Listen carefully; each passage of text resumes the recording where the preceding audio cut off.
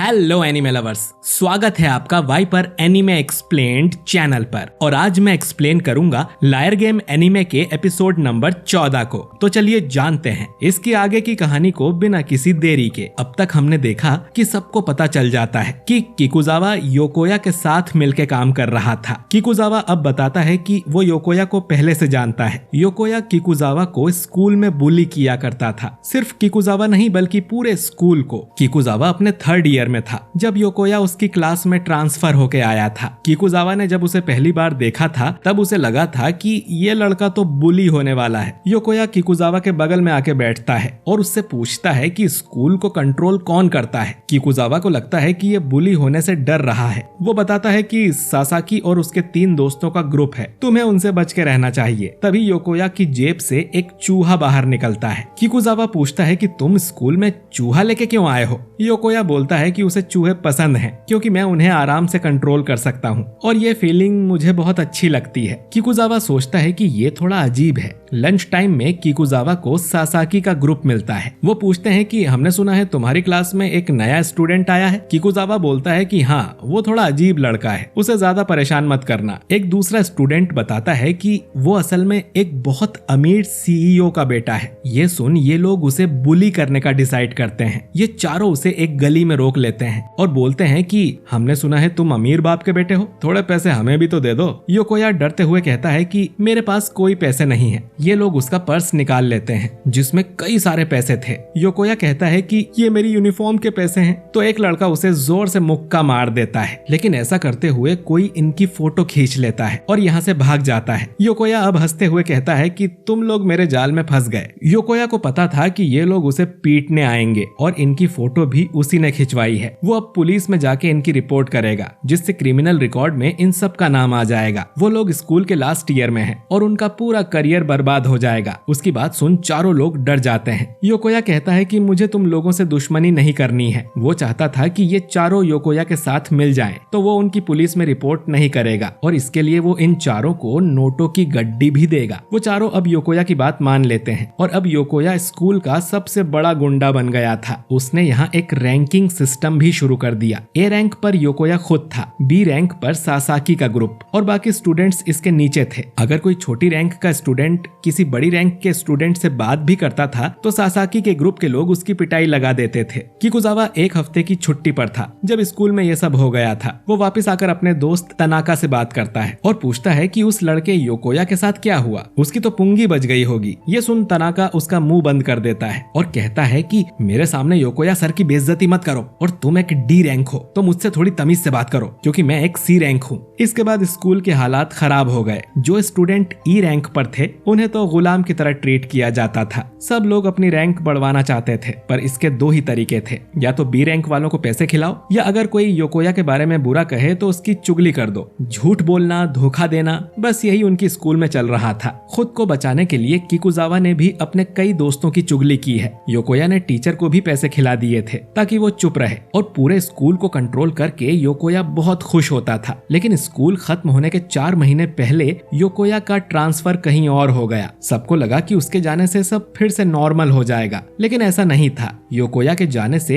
A rank की seat खाली हो गई थी। अब बाकी लोग उसकी जगह लेने के लिए आपस में लड़ने लगे। योकोया ने इन्हें पावर का स्वाद चखा दिया था जिससे सब पागल हो गए थे, किकुजावा भी। योकोया आज जब किकुजावा से मिला तो उसने कहा कि मेरे साथ काम करो और तुम डे टीम पर राज कर सकते हो। किकुजावा तुरंत ही उसकी बात मान गया था क्योंकि उसे पूरा यकीन है कि नाइट टीम पूरी तरह से योकोया के कंट्रोल में होगी और वहाँ वो अपनी डिक्टेटरशिप चला रहा है। अकियामा अब पूछता है कि हमें इस गद्दार के साथ क्या करना चाहिए। यूजी कहता है कि मुझे इसके मुंह पर 10 मुक्के मारना है। बाकी लोग भी किकुजावा पर गुस्सा थे क्योंकि उसने उन्हें अपना गुलाम बना लिया था। वो भी उसकी पिटाई करना चाहते थे पर नाओ कहती है कि किकुजावा ने हमें धोखा जरूर दिया था पर अकियामा की वजह से हमारी टीम नाइट टीम से आगे निकल गई है। किकुजावा ने हमें धोखा देके जो पैसे कमाए हैं यानी 290 मिलियन, वो हम लोग आपस में बांट लेंगे, यही उसकी सजा होगी। इसके बदले नाओ चाहती थी कि सब लोग किकुजावा को माफ कर दें। किकुजावा की कहानी सुन टोन वो समझ गई है कि योकोया बहुत चालाक इंसान है, इतना चालाक कि वो समझ गया होगा कि किकुजावा की पोल खुल गई है, बल्कि उसे पहले से पता था कि ऐसा होगा और इनकी टीम के बीच दरार पड़ जाएगी। नाइट टीम तो उसकी डिक्टेटरशिप में है, यानी वो लोग एक हैं। अगर हम किकुजावा की पिटाई करते हैं तो वो आगे भी हमें धोखा दे सकता है। ये एक टीम गेम है तो हमें साथ मिलकर रहना होगा। यूजी और बाकी सब लोग नाव की बात मान जाते हैं। दोनों डीलर्स बात करते हैं कि नाव ने तो अपनी टीम में लड़ाई होने से रुकवा दी, लेकिन योकोया अपनी अगली चाल चल चुका होगा, इन्हें जल्दी ही उसे रोकना पड़ेगा। खैर, किकुजावा के पैसे ये लोग आपस में बांट लेते हैं और पेनाल्टी के लिए किकुजावा को एक राउंड स्मगलर बनने से भी हटा दिया जाता है। खैर, अगला इंस्पेक्टर यूजी था। वो सीधा 100 मिलियन का डाउट करता है और सूटकेस में से 100 मिलियन ही निकलते हैं, जो देख सब यूजी की तारीफ करने लगते हैं कि उसने क्या मेथड लगाई। तो यूजी कहता है कि कोई मेथड नहीं है। किकुजावा के अलावा अभी तक सिर्फ अकियामा ने ही 100 मिलियन का डाउट किया था। उन्हें लगा होगा कि हम इस बार भी पास करेंगे, इसीलिए यूजी ने डाउट बोला ताकि उनके मन में डर बैठ जाए। अब अगला स्मगलर भी यूजी ही था, पर योकोया अगला इंस्पेक्टर नहीं बनता क्योंकि किकुजावा से अब उसे सिग्नल जो नहीं मिल रहा था।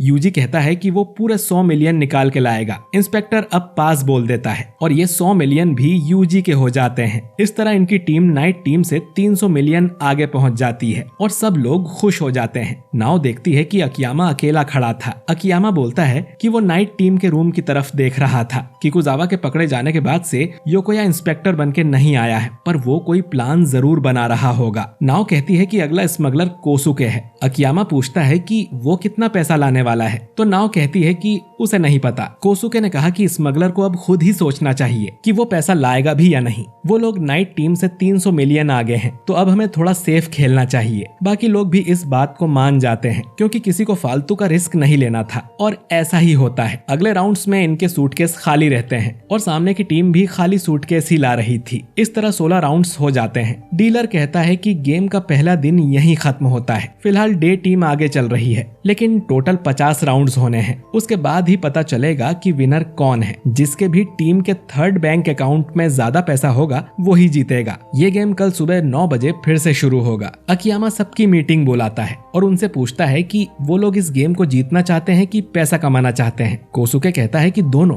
अगर हम जीतेंगे नहीं तो पैसा कहाँ से कमाएंगे। अकियामा कहता है कि मतलब तुमने इस गेम को ठीक से समझा नहीं है, जरा रूल्स को याद करो। तो नाव कहती है कि हमें सामने वाली टीम के एटीएम से पैसे निकाल के लाना है, जिसे पहले इंस्पेक्टर के सामने ले जाना होता है, जिसके बाद हम इन पैसों को अपने थर्ड बैंक अकाउंट में डाल सकते हैं। अकियामा कहता है कि सही कहा। 50 राउंड्स के बाद जिसके भी थर्ड अकाउंट में ज्यादा पैसे होंगे वो जीत जाएगा। लेकिन पैसे कमाने का तरीका सिर्फ स्मगलिंग ही नहीं है। ये इंस्पेक्टर बनके दूसरी टीम के पैसे भी ले सकते हैं, या सामने वाला इंस्पेक्टर गलत डाउट करे तो उसे आधा पैसा देना पड़ता है। अब अकियामा पूछता है कि जो टीम गेम जीतेगी वो ज्यादा पैसा बनाएगी या नहीं, क्योंकि गेम एंड होने पर हमें सिर्फ वो पैसा नहीं मिलता जो थर्ड बैंक अकाउंट में था, बल्कि वो भी मिलता है जो इनके एटीएम में रह गया था। मान लो कि डे टीम 500 मिलियन स्मगल करके लाई है और इंस्पेक्टर बनके उन्हें 1.5 बिलियन मिल गए। वहीं नाइट टीम 2.7 बिलियन स्मगल करके लाई और इंस्पेक्टर बनके उन्हें भी 1.5 बिलियन मिले। अब डे कंट्री गेम जीत जाएगी, लेकिन एटीएम में जो पैसा बचा है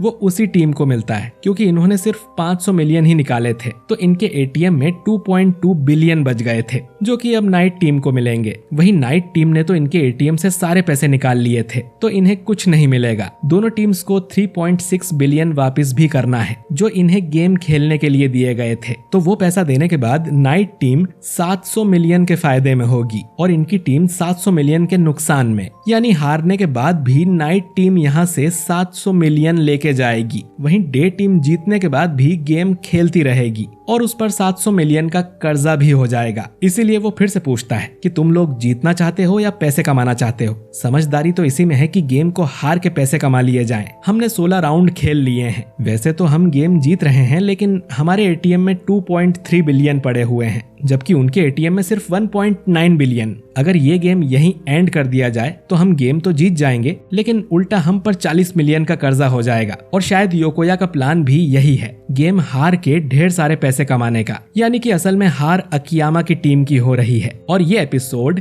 यहीं पर एंड हो जाता है। तो दोस्तों, आपको ये एपिसोड कैसा लगा कमेंट करके जरूर बताइए। और एपिसोड अच्छा लगा हो तो इसे लाइक और शेयर भी कीजिए। और अगर आप हमारे चैनल वाइपर एनीमे एक्सप्लेन्ड पर नए हैं तो हमारे चैनल को सब्सक्राइब करके बेल आइकन जरूर दबाइए। मैं मिलता हूँ आपसे बहुत जल्द अगले वीडियो के साथ। शुक्रिया।